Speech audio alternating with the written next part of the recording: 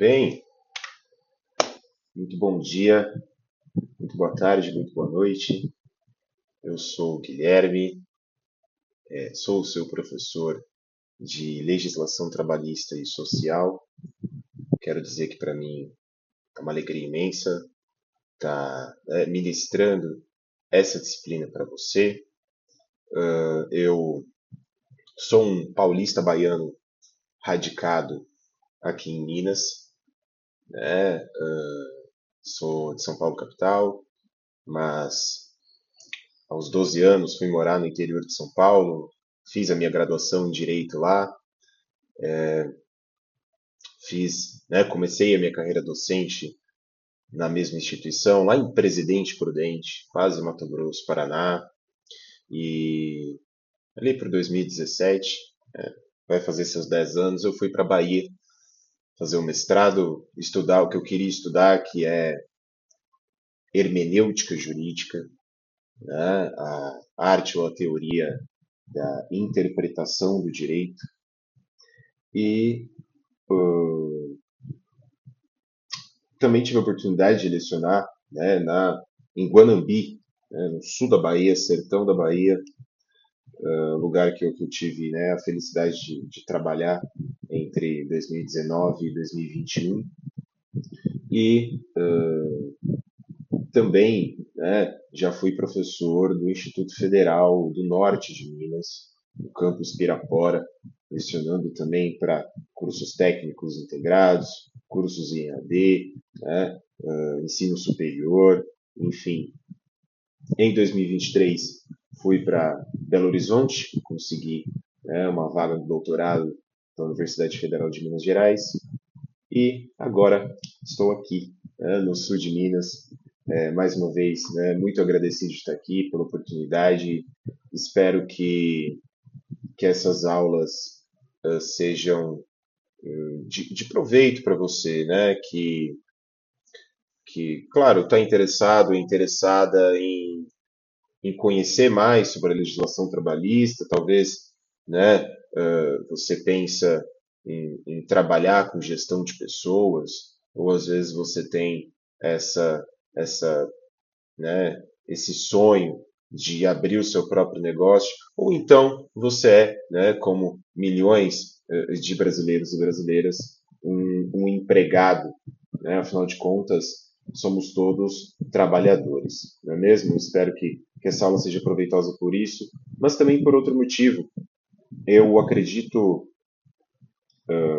e eu tenho quase 10 anos, né? Estou com 9 anos de docência, né, já na minha trajetória, além, né, dos mesmos anos militando na advocacia e principalmente na advocacia trabalhista, eu acredito que o direito ele tem um papel emancipador. Né? Todos nós deveríamos conhecer um pouco da legislação trabalhista, porque afinal de contas somos todos trabalhadores e precisamos conhecer quais são os nossos direitos e deveres.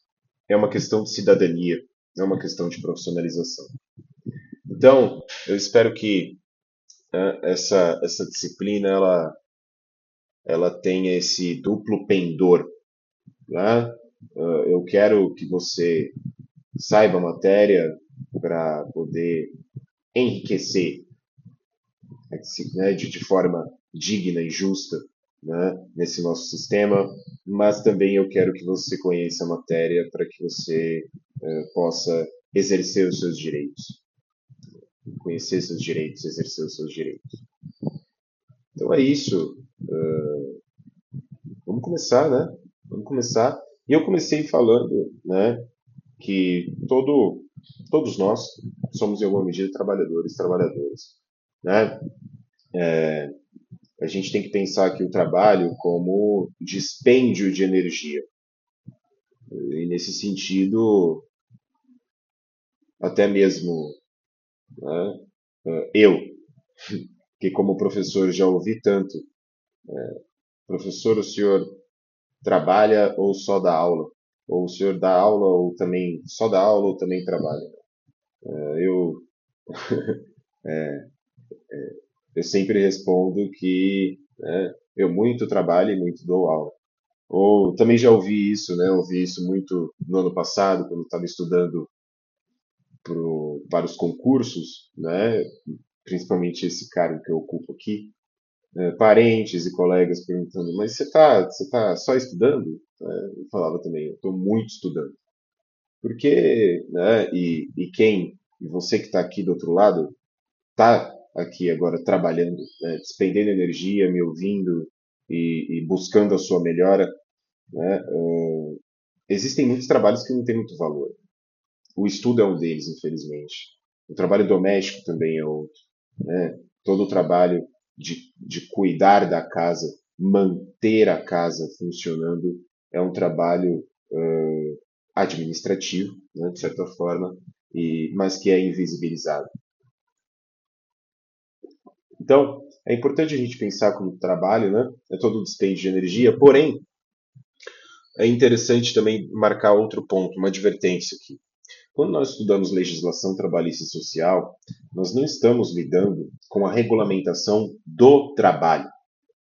Porque, como a gente acabou de fixar aqui, trabalho é todo tipo de dispêndio de energia. Né? O direito do trabalho, ele regula, na verdade, a relação de trabalho. E a gente vai perceber que o direito do trabalho, na verdade, ele regula uma relação de trabalho muito específica, porque, afinal de contas, os sócios de uma empresa também trabalham, né? Mas eles não são regidos pela legislação trabalhista, a relação entre eles. Ela é regida pelo direito societário, que pertence ao direito empresarial. Né? Então, o direito do trabalho, que afinal de contas é outro nome para a legislação trabalhista e social, né? Talvez acrescentado com o direito previdenciário, mas enfim, o direito do trabalho ele regula principalmente relações de emprego, como nós veremos. Né? Mas, por incrível que pareça, embora nós possamos ter, né, em civilizações antigas, normas, leis, decretos que cuidassem do trabalho, o direito do trabalho ele é, como o direito é, um fenômeno histórico. E o direito do trabalho como a gente conhece hoje, esse direito do trabalho que a gente pode chamar de moderno, é um direito do trabalho que não existiu sempre. Então, hoje, nessa aula, eu quero cuidar, né, da história do direito do trabalho, como que a legislação trabalhista e social, como nós conhecemos hoje, surgiu. Beleza? Então vamos lá, vamos começar. Eu queria que você, se possível, né, refletisse sobre essa imagem. Né? O que será que essa imagem significa? Consegue? Parece um asterisco. Né? Pessoal, isso aqui é um tripalho. Tripalho é um instrumento usado, né, na antiguidade, antes da Idade Média, antes até mesmo de Cristo, um instrumento usado para prender os animais, prender, por exemplo, um boi, né, para poder marcá-lo. Né? Esse é o tripalho. A questão é a seguinte: ao longo, né, das civilizações antigas, o tripalho também foi usado para martirizar pessoas. Né? Essa aqui é uma, uma figura, né? E bendito seja el trabajo, está escrito aqui em cima ainda, né? Veja, tripalho também servia para torturar escravos, né? Servos. Né? Daí veio o verbo tripalhare, que é martirizar, torturar. O curioso é que de tripalho, tripalhare, tripalho, vem a palavra trabalho. O que eu estou querendo dizer com isso aqui?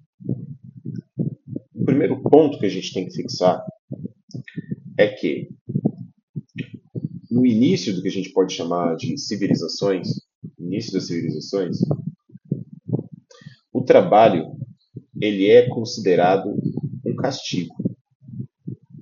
O trabalho originalmente concebido é um castigo, é uma maldição, é um martírio. Eu acho que isso fica muito claro, né? Quase todos nós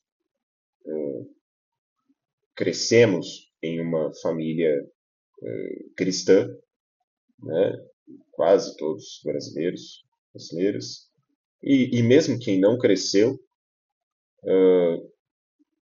conhece essa nossa toda a história, né? E que história para os crentes ou não, no sentido de a narrativa, né?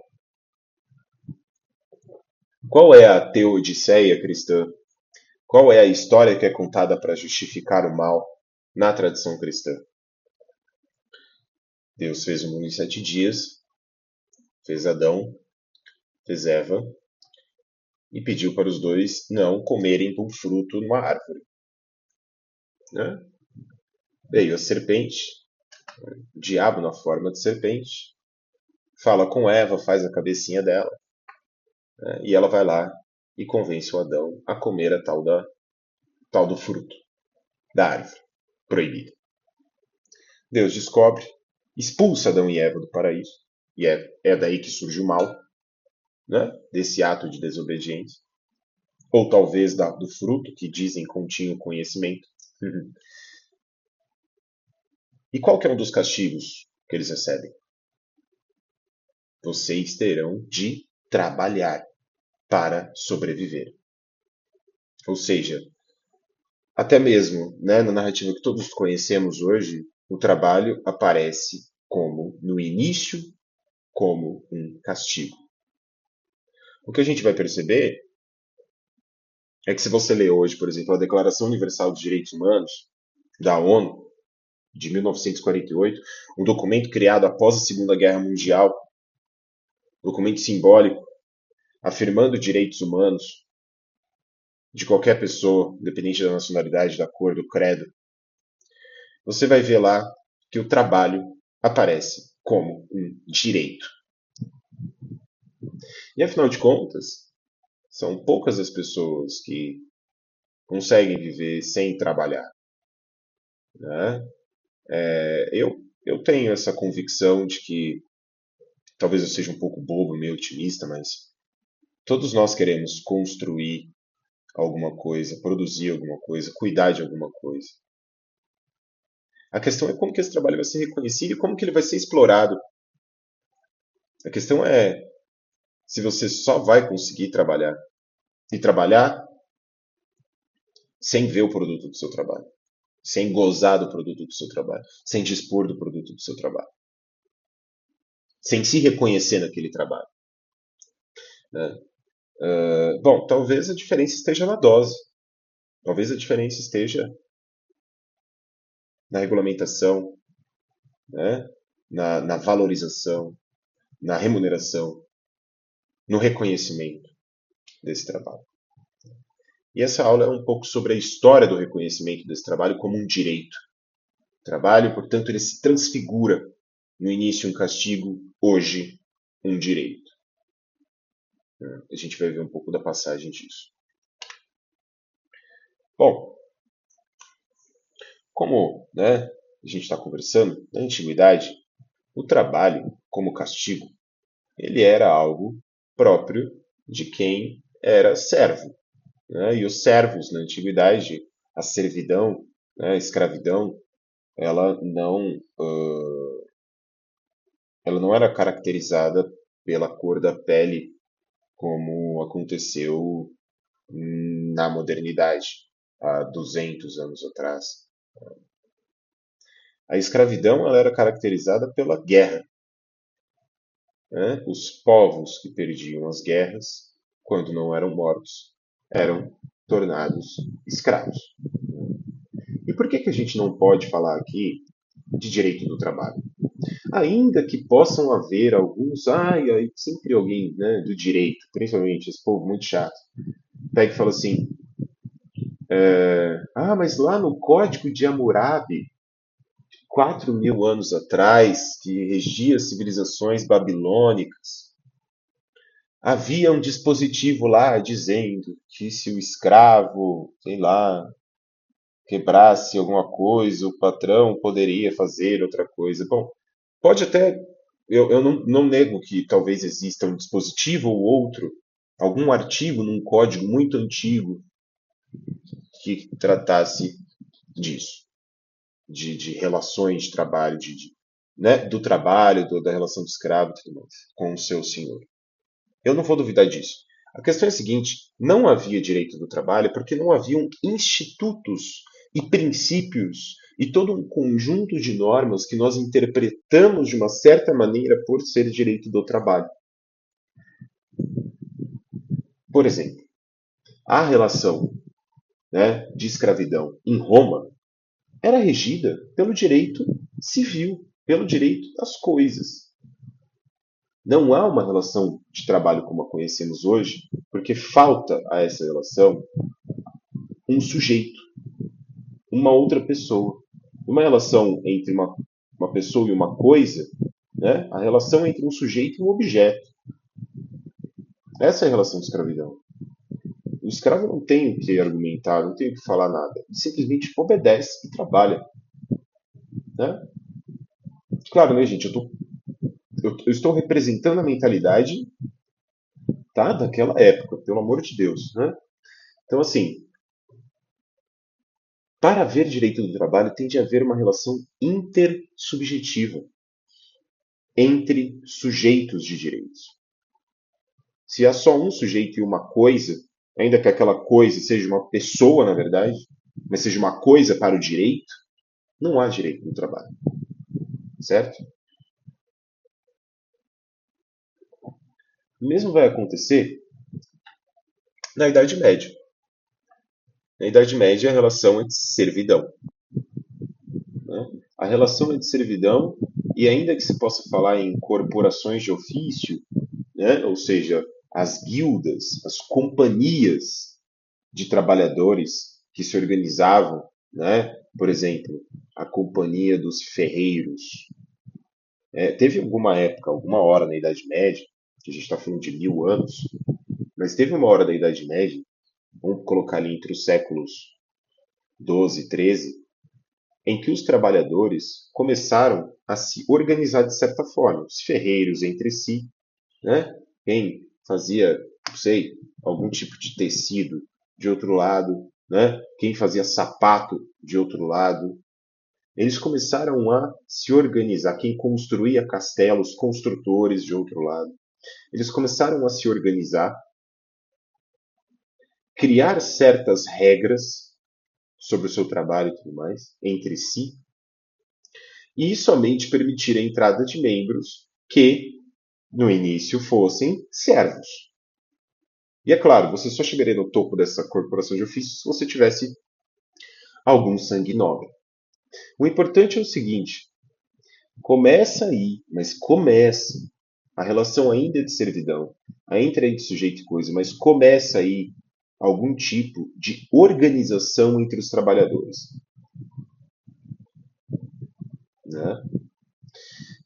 Mas, obviamente, a gente só pode falar de direito do trabalho a partir de duas, né, ou melhor, a partir de algumas revoluções, né? Algumas com sentido político, e eu estou falando da primeira, por exemplo, Revolução Industrial, que começa ali em 1712, com a criação da máquina a vapor. Né? Percebam, hoje estamos na quarta Revolução Industrial. Mas a primeira Revolução Industrial foi a que começou tudo isso, porque a indústria possibilitou a exploração do trabalho de uma maneira jamais vista. A exploração do trabalho pré-revolução industrial, antes da máquina a vapor, ela é artesanal. Né? Você não vai conseguir produzir mais do que o limite, do que o corpo humano. Essa é a máquina principal. O corpo humano, ou dos animais, mas que seja, né? Da natureza. Você não consegue extrair mais do que a natureza vai te dar. Véio. Com a indústria, você consegue, com menos trabalho humano, produzir muito mais. Com menos trabalho, produzir muito mais. E aí teve a segunda evolução industrial, energia elétrica. E aí teve a terceira evolução industrial com os meios de comunicação. E aí tem agora a quarta evolução industrial. Toda a evolução industrial, nós já estamos na quarta, a gente já está meio, né, acostumado. Mas toda a evolução industrial produz uma crise no mundo do trabalho, igual hoje. Né? Hoje também. Pensem nas crises que o mundo do trabalho atravessa hoje, com a indústria 4.0. Né? E as outras evoluções de cunho político também são muito importantes. E aqui, por todas, nós falaremos, né? Nós citaremos, é claro, a Revolução estadunidense, que, afinal de contas, permitiu a independência dos Estados Unidos, em 1786, se eu não me engano, 82. E a Revolução Francesa, 1789, que é responsável por extinguir a ordem antiga, medieval de então, em que se concebia a sociedade como um todo dividido em hierarquias, né? Nós temos os servos, os camponeses. Claro que haviam muitas gradações, né? Para simplificar de uma forma muito estereotipada, servos, camponeses, lá, mestres de ofício, aqueles caras da corporação de ofício, soldados, nobreza, clero e rei. Essa ordem hierarquizada da sociedade, que você se nascesse em alguma dessas ordens, você ia morrer numa dessas ordens, não havia margem de mobilidade social. Essa ordem é extinta com a Revolução Francesa. A Revolução Francesa, pelo menos, né, por todas, é responsável por extinguir essa ordem social e estabelecer de uma vez por todas é muito forte, mas no nosso ideário, a ideia de que todos somos iguais. Vocês sabem que a guilhotina, sabe a guilhotina? Aquele instrumento, uma faca, uma lâmina, a pessoa coloca a cabeça, aí puxa a corda, a lâmina cai, pá, decepa a cabeça da pessoa. A guilhotina, ela foi a que decepou a cabeça de todos os nobres lá na Revolução Francesa, né? Mas ela é simbólica, porque ela simbolizou o fim das diferenças entre as pessoas. Por quê? Porque antes, a depender de onde você nascia nesse extrato social que eu acabei de uma forma bem assim, fraca, né? Bem por cima, escrevi. Se você nascesse em uma dessas ordens, você teria alguns tipos de pena de morte. Não podia ser queimado, né? Vai morrer queimado, enforcamento, enfim. A guilhotina apareceu e falou, né? E o Comitê da Evolução Francesa pegou e falou assim: não, todos os condenados por pena de morte, não importa quem sejam, serão levados à guilhotina. A guilhotina, ela simboliza essa igualdade entre os homens, entre a humanidade. Todos serão mortos da mesma forma, com as cabeças cortadas. Então, uh, uh, são essas evoluções que possibilitam o surgimento do direito do trabalho. E a gente vai descobrir por quê. Vejam, a literatura jurídica sobre o direito do trabalho, ela costuma dividir a história do direito do trabalho no mundo a partir de 4 fases. Né? E essa aqui é a primeira, é a fase de formação. Mas para que houvesse formação, a gente tem que citar 2 leis muito importantes que surgiram na França logo depois da Revolução Francesa. A primeira delas é a Lei de Alarde, que extingue, por lei, proíbe, portanto, as corporações de ofício. A questão é a seguinte: Logo 2 anos depois da Revolução Francesa, os trabalhadores já estavam se reunindo novamente. Porque, veja só, gente, é, é igual a Constituição de 88, né? Eu acho que hoje em dia o brasileiro, a brasileira sabe pelo menos o que a Constituição é, né? Mas a Constituição de 88 ela surge num período que o Brasil estava vivendo uma ditadura. Ela simboliza a transição para a democracia. Só que eu e você, a gente tem que concordar, né? As coisas não mudam de um dia para o outro. Então não é porque houve a revolução na sexta-feira que segunda-feira tudo muda. Né? As pessoas ainda existem, são as mesmas pessoas, o mundo está ali, as pessoas só sabiam se organizar de um jeito. Então o que acontece? Se acaba com a corporação de ofício, mas logo depois os trabalhadores começam a se organizar, tendo como modelo as corporações de ofício. Os sindicatos já começam a surgir aí, com outro nome. E aí vem a Lei Chapelier e proíbe também qualquer tipo de associação entre os trabalhadores. Ou seja, é aí que se inicia um processo de luta da classe trabalhadora pelos seus direitos. Né? Porque o que acontece, na verdade, é que, seja pela força, e aqui, por exemplo, o exemplo de Bismarck na Alemanha, no século XIX, seja pela falta de opção,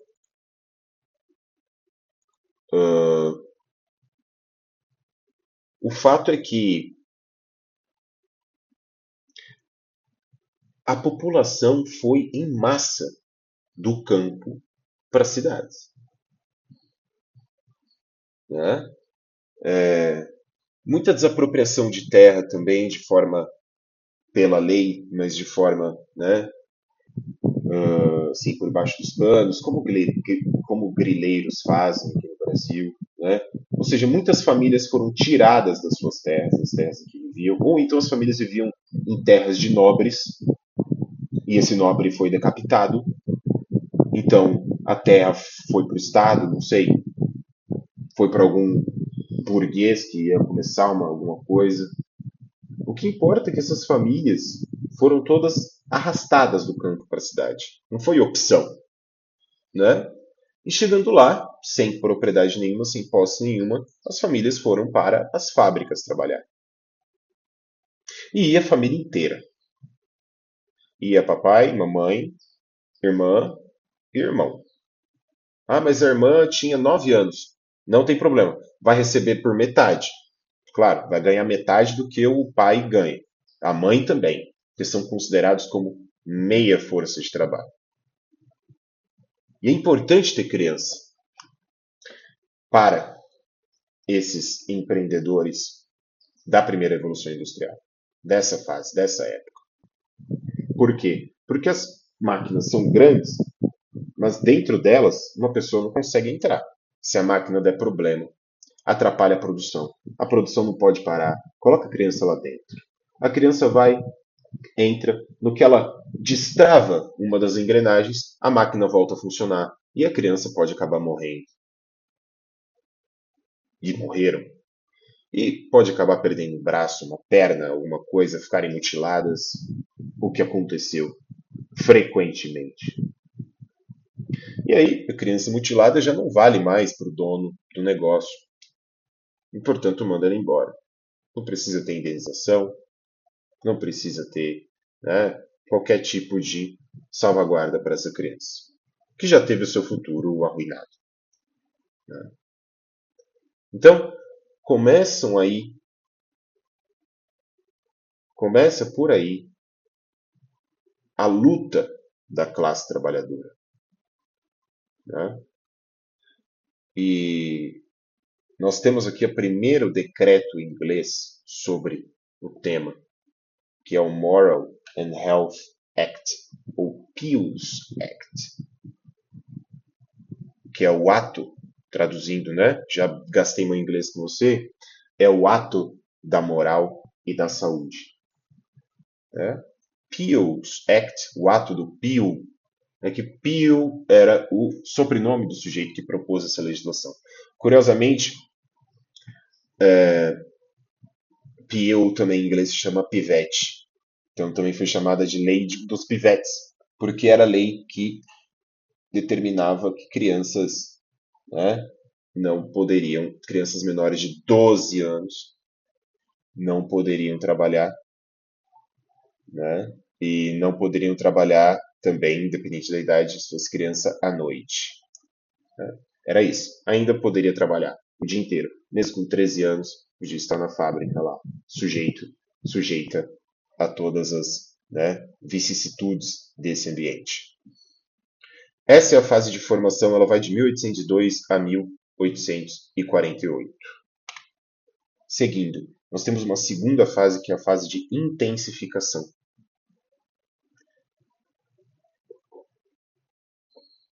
Senhores, essa fase vai de 1849 a 1890.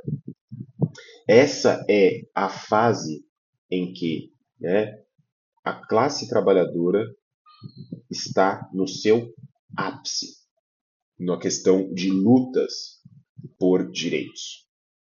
É a hora que a classe trabalhadora está organizada. Talvez nunca vimos na história do mundo uma classe trabalhadora tão organizada quanto nessa época, principalmente se considerarmos hoje, em que a desintegração ela é semelhante à primeira revolução industrial. Né? E o que marca aqui? Eu trouxe um marco, né? Claro que são muitas greves, são muitas lutas. Eu poderia citar aqui a greve de Chicago. Você sabe por que dia 1º de maio é dia do trabalhador? Porque em 1º de maio, lá em Chicago, né, centenas de trabalhadores, na verdade foi uma greve geral, ela se espalhou pelo país, foram milhares de trabalhadores, mas em Chicago centenas de trabalhadores entraram numa paralisação geral, entraram em conflito com a polícia que queria fazer eles voltar a trabalhar. Os organizadores da greve foram presos e todos eles condenados à morte. E olha que curioso, 6 anos depois, só 6 anos depois da condenação deles, um juiz reabriu o caso e reconheceu vários problemas no processo. Absolveu esses líderes. Mas infelizmente, eu acho que dos 6, só 2 ainda não tinham sido executados. 4 pessoas morreram. 4 organizadores desse movimento, né, por direitos, morreram, né, por uma sentença de morte mal proferida. Né? Mas eu trouxe aqui o Manifesto Comunista porque ele, ele foi, na verdade, um documento, um panfleto que foi encomendado a Marx e Engels. Né? Foram os sindicatos, a organização dos trabalhadores que pediu que Marx e Engels escrevessem o Manifesto Comunista. E esse documento, então, ele marca o início da intensificação das lutas trabalhistas, da luta pelo direito do trabalho. Tá? Então, é muita indústria, muita máquina quebrada, é muita greve, né? É muita barricada feita, é muita gente morrendo, apanhando, muito trabalhador, trabalhadora morrendo e apanhando para que direitos fossem garantidos. Né? Só um segundo, pessoal. Voltando aqui, o meu note ia acabar a bateria. Tá? Bom, então eu estava falando do manifesto, né? E é muito interessante você, olha, independente da opinião que você tenha, né, sobre Marx e o marxismo, é interessante você ler o primeiro capítulo do Manifesto Comunista, que está disponível online. Ele fala sobre a criação da classe trabalhadora a partir da Revolução Industrial e como que essa classe trabalhadora, né, desenvolve a sua luta, como que ela tem que atuar. É muito interessante porque, no mínimo, né, no mínimo, é uma radiografia, uma fotografia da época. É uma fotografia da luta naquela época. É por isso que vale a pena ler. E se você não gosta, leia para poder falar mal com propriedade. Porque a maioria das pessoas fala mal, mas nunca leu. Né? Então fica a minha sugestão aí. É um livro fácil de ler. O primeiro capítulo é muito fácil de ler. É que essa aula é curta e às vezes é meio maçante, mas na aula eu consigo ler alguns trechos. Né? Dá para ler 3 minutinhos. 3 minutinhos você lê o que você precisa ler ali no primeiro capítulo. Tá bom? Então nós temos, né, eu citei a greve de Chicago, que aconteceu no dia 1º de maio, é por isso que hoje a gente tem o Dia do Trabalhador, né? Citei o Manifesto Comunista, e a gente tem uma terceira fase que é a fase de consolidação. A fase de consolidação, ela é marcada, eu trouxe aqui 2 eventos históricos. A primeira delas é a encíclica Rerum Novarum, né, se eu não me engano é de 1891, 1890, e ela vai mostrar, né, ela é uma de várias encíclicas, né, papais, né, que a Igreja Católica produziu quando começa a aderir, né, à causa social, à causa dos trabalhadores. E eu trouxe a Constituição do México de 1917, que é a primeira Constituição a trazer em seu bojo, em seu texto, direitos aos trabalhadores e às trabalhadoras, né? Porque antes nenhuma Constituição trazia esse tipo de direito. Esses direitos eram garantidos, mas garantidos por meio de lei. E é importante deixar claro aqui qual é a diferença, né, Guilherme? Porque deixa na lei, né? Qual que é a diferença? Por que é importante colocar na Constituição direitos trabalhistas? Ora, primeiro porque a Constituição ela também estabelece princípios e se você coloca que a proteção ao trabalhador lá na Constituição significa que as demais leis elas têm que obedecer, têm que consagrar esse princípio. Ou seja, qualquer lei criada que fosse contra o dispositivo na Constituição é, acho que vocês já sabem também, inconstitucional. Né? Eu acho que todo brasileiro, toda brasileira sabe mais ou menos o que significa algo ser inconstitucional. Ora, algo ser inconstitucional é ser contra a Constituição. Então, colocar algo na Constituição é garantir a força normativa dessa, dessa proteção. Tá? Agora, cuidado. Vou deixar, talvez, agora caminhando para o final da aula, essa seja a frase que resume essa aula. Mas você precisa saber de uma coisa.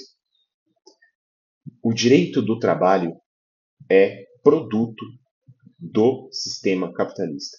É uma criação do sistema capitalista.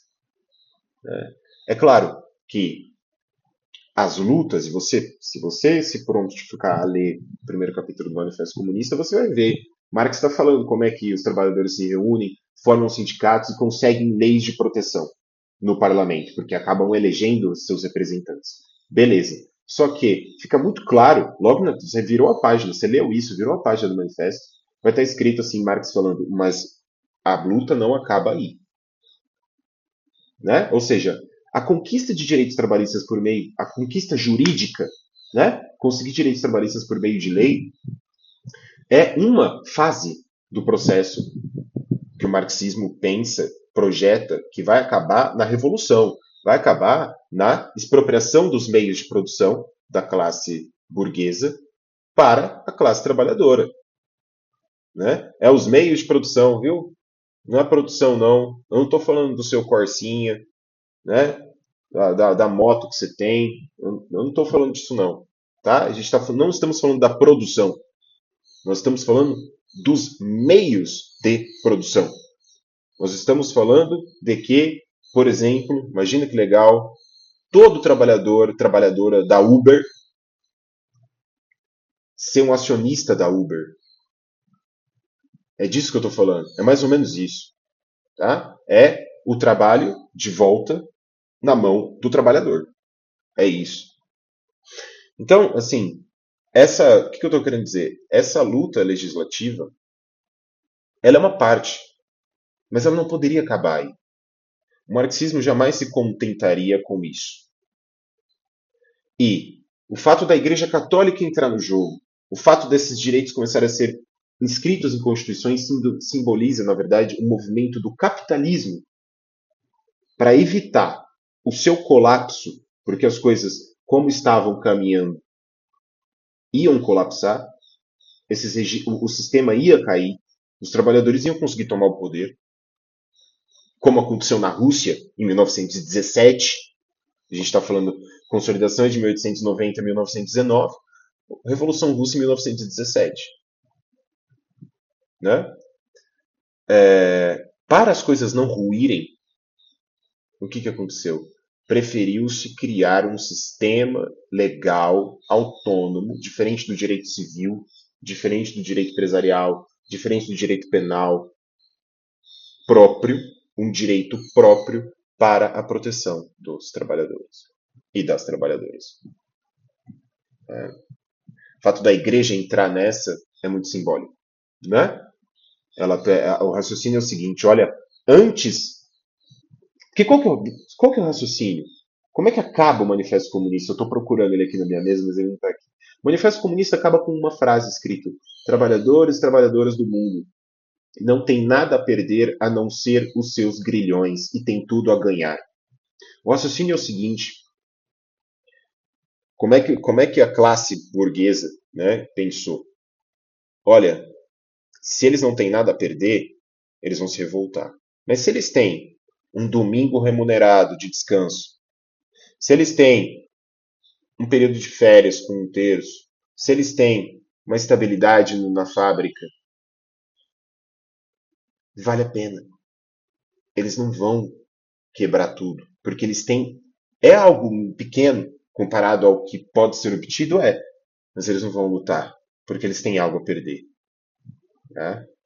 Então, antes de virar a mesa, a classe trabalhadora pensa 5.000 vezes quando ela tem alguns direitos. Tá? E por fim, a gente tem essa última fase de autonomia com a criação da Organização Internacional do Trabalho ao fim da Primeira Guerra Mundial. Né? É uma organização internacional formada por vários países do mundo, principalmente ocidental, que discute, tem um corpo técnico, né? Os países votam normas sobre direito do trabalho e discutem isso, enfim. É um momento em que há uma certa união dos países em torno de certos temas sensíveis da proteção do trabalhador e do trabalhador. Tá? Atualmente, eu não sei se a gente está vivendo uma fase de autonomia do direito do trabalho, na verdade eu acho que está acontecendo um desmonte, né? A reforma trabalhista foi só o episódio mais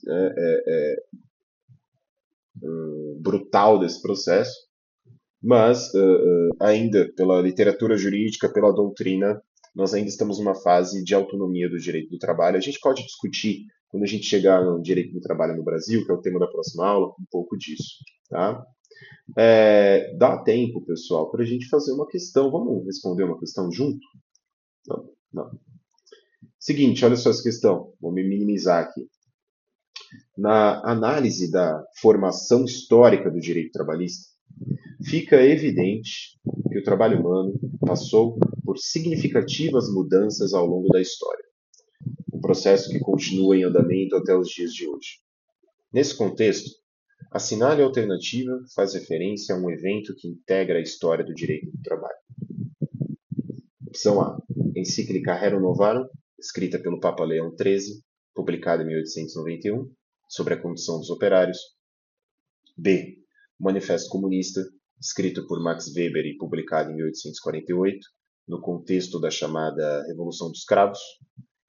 O Peel's Act, de 1802, diploma legal britânico que fixou proteções mínimas ao trabalho das mulheres. D. A criação da Organização Internacional do Trabalho pelo Tratado de Versalhes ao final da Segunda Guerra Mundial, sendo a mais antiga agência especializada das Nações Unidas. E a Conferência de Genebra de 1890, que reconheceu uma série de direitos trabalhistas, dentre eles o salário mínimo. Pessoal, essa questão aqui eu peguei, né, adaptei de questão de concurso, tá? Para que a gente veja, para que você veja que essa matéria que eu passei, ela não é algo que passa batido, né? Que é cobrado em provas, por exemplo, de concurso. Agora vamos lá. Vamos ver. Encíclica Rerum Novarum, escrita pelo Papa Leão XIII, publicada em 1891, sobre a condição dos operários. Parece algo que eu disse. Né? Mas vamos ver os demais. B. Manifesto Comunista, escrito por Max Weber e publicado em 1848 no contexto da chamada Revolução dos Cravos. Essa está definitivamente errada, porque Max Weber é um sociólogo, né, que trabalha e escreve quase 100 anos depois, né, do Manifesto Comunista. E a Revolução dos Cravos é uma revolução que houve aqui em Portugal, nos anos 70, então nada a ver. O Peel's Act de 1802, a data está correta, né? Esse diploma que fixa proteções mínimas ao trabalho das mulheres é o trabalho dos menores. Então a C também está errada. D. Organização Internacional do Trabalho, ao final da Segunda Guerra Mundial, não, foi ao final da Primeira Guerra Mundial. Mas é verdade, ela é a mais antiga agência das Nações Unidas. E E. A Conferência de Genebra de 1890. Conferência de Genebra, pessoal. Conferência de Genebra não trata de direito do trabalho, não. Conferência de Genebra trata do quê? Vamos ver.